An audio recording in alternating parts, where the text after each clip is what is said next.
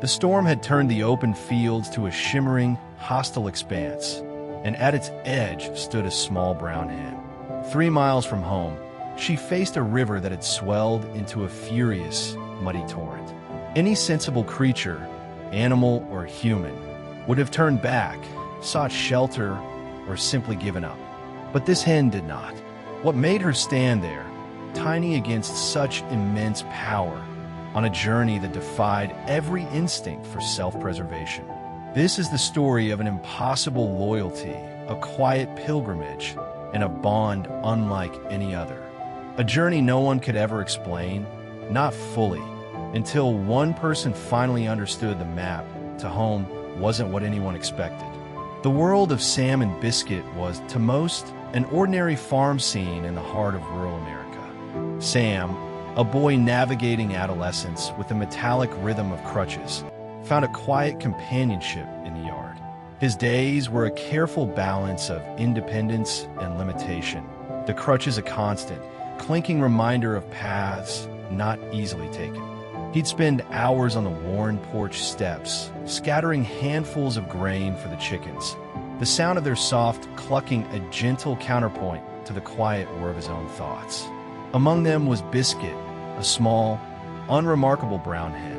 She laid eggs like the others, pecked at stray kernels, and followed Sam around the yard, drawn by the softest crumbs he'd save especially for her. Their friendship was simple, unspoken. To the casual observer, Biscuit just knew a good thing when she saw it. A ready supply of delicious scraps, a kind hand. Sam, in turn, found solace in her undemanding presence, her warm weight in his lap on a lonely afternoon. The farm hummed with life, chores, and the predictable cycle of seasons, and Sam and Biscuit were simply part of its tapestry, their quiet bond unexamined. No one saw anything extraordinary until one Tuesday, a gray afternoon smelling of rain and distant thunder, when Sam and his grandmother made the weekly trip to the far barn for a special blend of feed. The drive was routine, the old pickup truck rattling over the familiar dirt track. Unseen, unthought of, Biscuit, ever curious, had hopped into the back, nestled among empty sacks. A quiet journey began, unnoticed. The far barn was a cavernous, echoing space, bustling with a noisy delivery of feed. For a small hen, it was a terrifying, disorienting world of strange smells and towering shadows. Biscuit, drawn by a scatter of spilled grain, slipped out of the truck's bed, pecking diligently, her world momentarily narrowed to the dusty ground. But the farm truck, its mission complete, eventually rumbled to life. Its engine coughed, tires crunched, and then it was gone, kicking up a cloud of red dust that slowly settled, leaving Biscuit utterly alone. The barn fell silent, vast and empty, as the sun dipped lower, painting the horizon in muted oranges and purples. The gnawing anxiety began to set in back home. Sam was the first to realize. "Biscuit's not here, Grandma," his voice tight with a fear he rarely showed. His grandmother, practical and kind, tried to reassure him, though her eyes held a different story. "She'll have wandered off, dear. A hen can't see far, can't smell a trail. She's probably found a new flock by now." The unspoken truth hung heavy. She was gone. Sam spent that first night tossing, picturing Biscuit lost and afraid in the vast, unfamiliar fields. But then, something impossible happened. On the second evening, as the light faded, a neighbor driving back from town spotted a small brown shape, not wandering, not confused, but moving with determined purpose across the lower field, heading directly toward a particular farm, one house out of 100. She was walking home. The news brought a flicker of hope to Sam, quickly doused by the darkening sky. A storm was brewing, a fierce late-season squall that ripped across the plains. Rain lashed down, turning the dry fields into a shimmering, treacherous wetland. For Biscuit, every step was now a monumental effort. The cold seeped into her feathers, heavy with water. Her small legs, built for scratching in short bursts, churned through thick, sucking mud. She put her wings out, not to fly, but for balance, a tiny ship navigating an endless, liquid landscape. But the worst was yet to come. The creek, usually a gentle trickle that Sam could easily step over on his crutches, had become a raging, brown river, swollen and fast. It roared, a guttural warning against passage.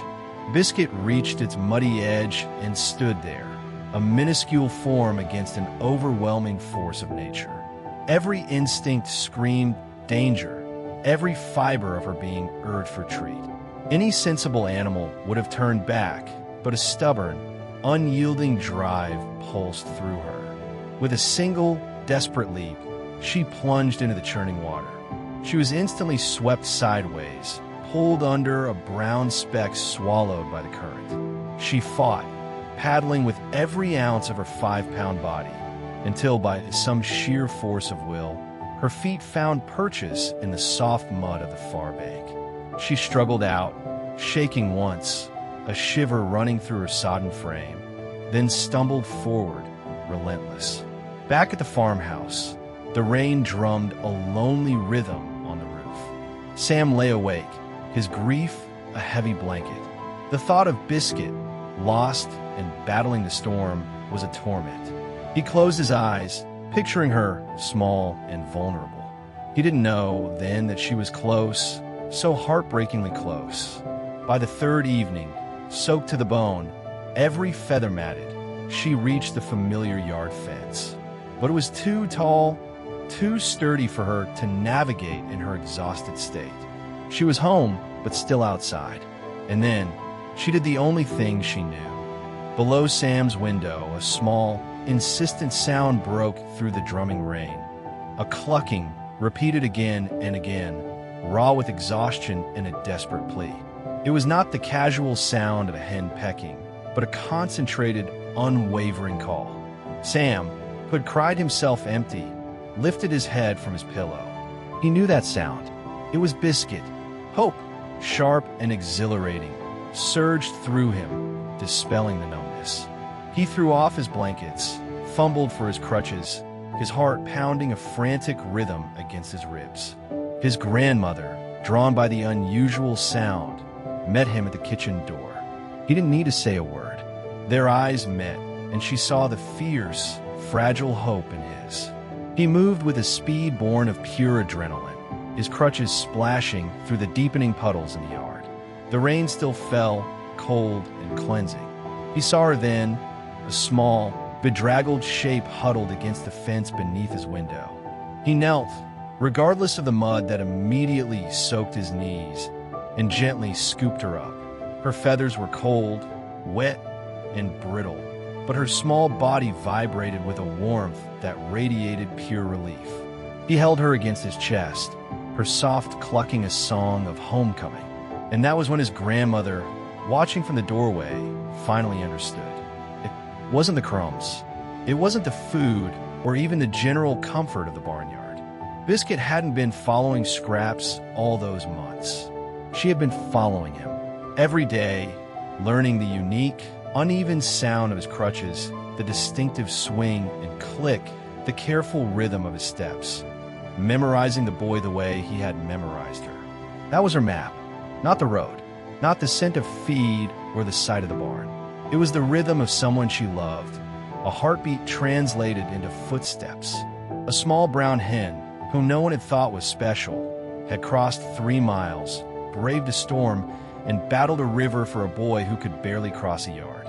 The map to home, it turned out, was the beat of a heart. The journey of Biscuit, the small brown hen, reminds us that loyalty can bloom in the most unexpected places, often unseen, until tested by the impossible. It's a quiet testament to the profound bonds that can form between creatures, transcending expectation and logic. If this story touched your heart, please consider subscribing for more tales of connection and resilience. And tell us, have you ever witnessed an animal's unwavering loyalty, a bond that defied all logic? Share your story in the comments below.